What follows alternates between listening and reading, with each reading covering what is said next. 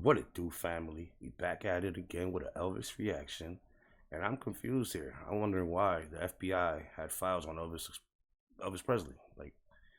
So I was dying to know, so I wanted to watch this and react to it with you guys.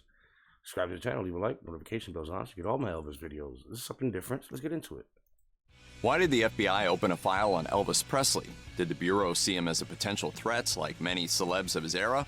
Or was he an asset of J. Edgar Hoover's that they were working to protect? This is everything you need to know about the FBI files on Elvis Presley. And let me know again, guys, if this is true or not. It's coming from the Smithsonian Channel, this documentary or whatever it's from. But let me know if it's just true or not. Like the FBI had files on Elvis Presley. J. Edgar Hoover became the first director of the FBI in 1924 and remained in the post until his death in 1972, and over the course of half a century effectively created the Bureau in his image, establishing many of the methods through which the FBI still operates today. But Hoover was also a controversial figure who was happy to reflect the prejudices of his time, as well as his private paranoias, in the operations of his rapidly expanding organization. At the same time he publicly declared his apolitical stance, Hoover privately admitted his longtime support of the Republican Party and his revulsion towards Cold War communism. This resulted in the FBI's assistance in McCarthyism and Harry S. Truman's belief that Hoover ran the FBI like the Gestapo or secret police. As a result, almost every public figure of the day seemingly had their own FBI file, through which Hoover sought to identify political subversion. Surprisingly, this included even the most iconic stars of the day, including one Elvis Aaron Presley. Hold on, so they really had files on him to see what political beliefs he had, really, to be honest, and like John Lennon was another one.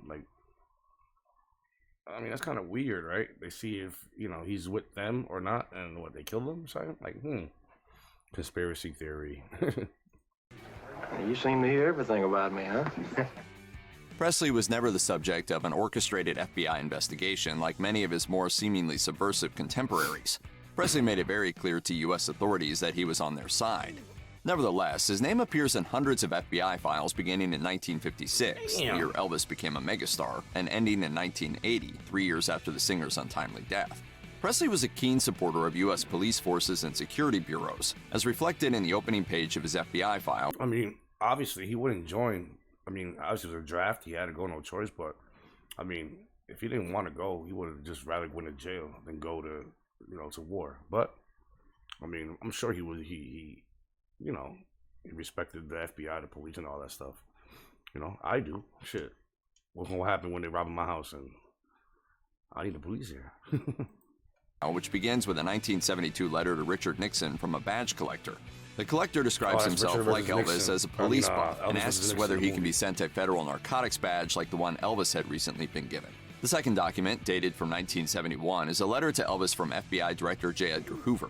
Hoover expresses his regret that he had been unable to meet the singer during his recent tour of the Bureau's facilities. Undoubtedly, Hoover saw Elvis as an ally. But as the Elvis files also show, 2 years earlier, Hoover himself received a letter from a mother of 5 daughters, identifying the then-established music sensation as a danger to American life. The concerned citizen wrote, "I believe he has done more harm in his..." People, are we serious? Like, the way he's dancing is causing more harm in this world? What? Yo, this world is soft. The United States is soft. They're a soft country, bro. I'm sorry to say it, you know what I mean? But, like it says on the screen, I'm a concerned citizen for the United States. Yo. His style of dancing to our young people than any one element in our society. Well, I could do worse. While Presley was identified as a moral threat by a certain segment of society, he had his own ideas about who was actually ruining America's youth, and was happy to give the FBI the benefit of his supposed insight. In 1978, the year after Elvis's death, the Washington Post published an article featuring a released FBI memo from Elvis's files, which described the singer's willingness to become an FBI informant around the time of his visit to the Bureau's facilities in 1970. The memo claimed that Elvis... Hold on, let me know in the comments, bro, if my boy Elvis is a snitch. I mean, nothing wrong. Hey, listen, to each his own, man. But let me know, man, is that true? You know what I mean? Sammy, I know you heard, honey, you know a lot, Let me know. Had also advised agents that they should undertake an investigation into the Beatles, whose, quote, filthy, unkept appearances and suggestive music were a corrupting influence. Similarly, Elvis claimed, the Smothers Brothers, Jane Fonda, and other persons in the entertainment industry of their ilk have a lot to answer for in the hereafter for the way they have poisoned young minds by disparaging the United States in public statements and unsavory activities. The memo also notes that Elvis was open in his admiration for J. Edgar Hoover. He claimed that he had read multiple books by the FBI director, including his critiques of communism, and that Elvis told agents Hoover was the greatest living American.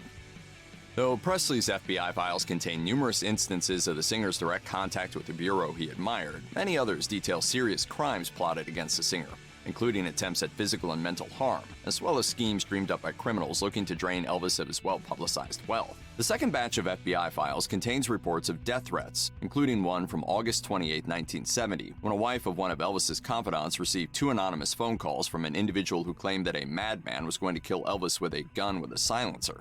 Other anonymous phone calls received at the time by Elvis and his entourage claimed that the singer was the target of a kidnapping plot, though nothing came of the threat. A memo from the third batch of FBI files details a postcard Elvis received in 1956 at the start of his career, which read, "If you don't stop this now, we're going to kill you." One of the most distressing incidents detailed in his FBI files again concerns Elvis as the victim of a crime, this time while the singer was serving overseas for the U.S. Army in West Germany. A memorandum found in the third batch of Elvis's FBI files states that Elvis was interviewed in 1959 concerning a blackmail attempt from a South African man claiming to be a dermatologist. It's all kind of mixed up. The document summarizes. Yo, it's funny, yo, how all those scams that we get nowadays come from out there, Africa, yo. Like, what's up with that, yo? I don't get that. Like, we need to start scamming them. That's what we need to do. Is Elvis's altercation with the phony doctor, who fraudulently performed bogus dermatological treatments for the singer in exchange for cash, before embarrassing Elvis by making sexual advances on Elvis's army colleagues. Elvis apparently confronted the man, who flew into a rage and in turn began to extort money from Elvis with the use of blackmail. The fake dermatologist threatened to expose Elvis as homosexual and claimed to have photo evidence of him in compromising situations, though Elvis in his complaint assured his superiors that there was no possibility such images existed. Nevertheless, Elvis gave his blackmailer hundreds of dollars on the agreement that the man would leave the country for England in January 1960. The fraudster reportedly never contacted Elvis ever. Come on, you know that was really a fraud, really blackmail, because, man, come on, man. That's a ladies' man right there. Come on. And, hey, to each his own. Hey, I respect everybody's, whatever they want to be called as. But Elvis, nah, hell no. That's why he was confident there was no such thing as pictures out there like that. Again. Many of the hundreds of documents in Elvis Presley's FBI files relate to issues concerning his Lockheed Jetstar, the last private plane the singer purchased in his lifetime. Ooh, that's nice. That red one? What?